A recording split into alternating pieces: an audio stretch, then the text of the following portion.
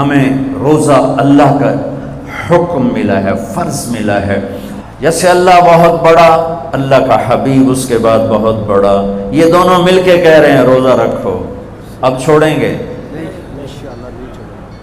رمضان آ رہا ہے اور میرے نبی آمد سے پہلے ممبر پر کھڑے ہوتے ہیں اور کہتے ہیں وہ کون آ رہا ہے، ماذا یستقبلکم وماذا تستقبلون، پھر فرماتے ہیں وہ کون آ رہا ہے، ماذا یستقبلکم وماذا تستقبلون، پھر آپ کہتے ہیں وہ کون آ رہا ہے، ماذا یستقبلکم وماذا تستقبلون، 3 دفعہ وہ کون آ رہا ہے، وہ کون آ رہا ہے، وہ کون آ رہا ہے۔ صحابہ ویکھن لگ گیا آیا تو ہے کوئی نہیں، کی فرما رہے ہیں، او آ رہے ہیں، او آ رہے ہیں، او آ رہے ہیں۔ تو حضرت عمر کھڑے ہو گئے، یا رسول اللہ اوحی نزل، بندہ تو کوئی ہے نہیں، تو کیا وحی آئی ہے؟ ہمیں کہا نہیں۔ تو کیا کوئی دشمن آ رہا ہے جو آپ نے دور سے دیکھ لیا ہے اور ہم اس کی تیاری کریں؟ ہم نے کہا نہیں۔ تو کہتے پھر کون آ رہا ہے؟ ہم نے کہا رمضان آ رہا ہے، رمضان آ رہا ہے۔ فرض 70 فرضوں کے برابر، نفل فرض کے برابر، تراویح کے ہر سجدے پر 1500 نیکی، ہر سجدے پر 1500 نیکی، تراویح کے ہر سجدے پر جنت میں خوبصورت گھر جس کے 60,000 سونے چاندی کے دروازے، تراویح کے ہر سجدے پر جنت میں ایک درخت سونے چاندی کا جس کے نیچے 100 سالہ عربی گھوڑا دوڑ سکتا ہے۔ یہ میرے رب کا کرم، فضل، انعام۔ شیطان قید کر دو، ہو گئے، جنت کے دروازے کھول دو، کھل گئے، جہنم کے بند کر دو، بند ہو گئے۔ اے مچھلیوں، اے چیونٹیوں، اے پرندوں، اے پروانوں، اے سانپ بچھو، تم بھی روزے داروں کے لیے دعا شروع کر دو، کر دی۔ سمندر کی مچھلیاں، زمین کی چیونٹیاں روزہ رکھنے والوں کے لیے دعا۔ اور افطاری کے وقت دسترخوان بچھا ہوا ہے، کھانا سامنے ہے، کھا نہیں رہا، ہاتھ اٹھا کے دعا مانگ رہا ہے۔ میرا اللہ کہتا ہے انہوں کڑی شہ روکی بیٹی، کھاندا کیوں نہیں، اے پیندا کیوں نہیں؟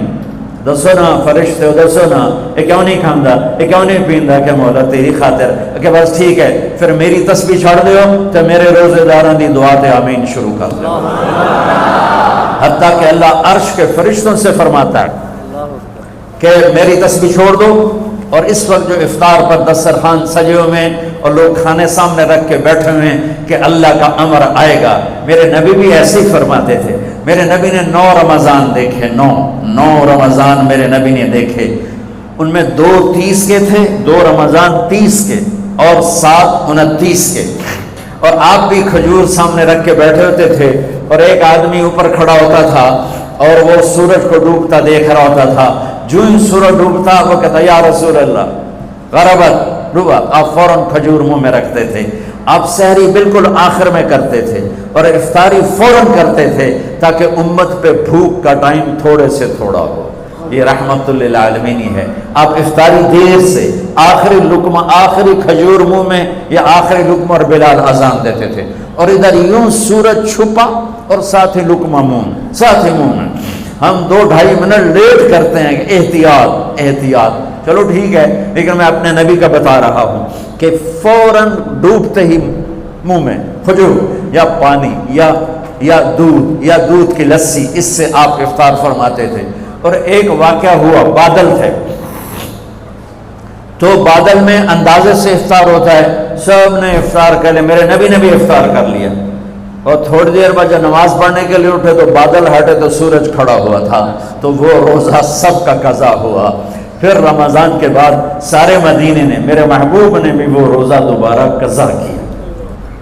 تو میرے بھائیوں، اس مہینے میں اللہ نے قرآن کو اتارا، اس میں لیلۃ القدر کو اتارا، اس میں اللہ تعالیٰ نے مسلمانوں کو پہلی دفعہ فتح عطا فرمائی، جنگ کے بدر کی فتح کا تحفہ رمضان میں، مکے کی فتح کا تحفہ رمضان میں، جس سے اللہ بہت بڑا اور اللہ کا حبیب بہت بڑا۔ پھر اللہ نے اپنے حبیب کو امت بھی اسی کے حساب سے دی۔ میں تھوڑا فرق بتاؤں موسیٰ علیہ السلام کی امت اور میرے نبی کی امت کی۔ موسیٰ علیہ السلام کی قوم آگے موسیٰ پیچھے ہارون، اور چلتے چلتے سمندر پہنچے، آگے آ گیا سمندر، پیچھے آ گیا فرعون۔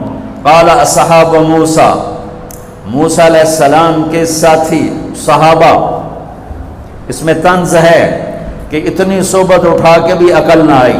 قال اصحاب موسیٰ، بنو اسرائیل نہیں کہا، اصحاب موسیٰ کہا، کہ ان کے لیے اس میں لان تان ہے کہ اتنی صحبت کے بعد بھی تمہارا ایمان یقین نہ بنا.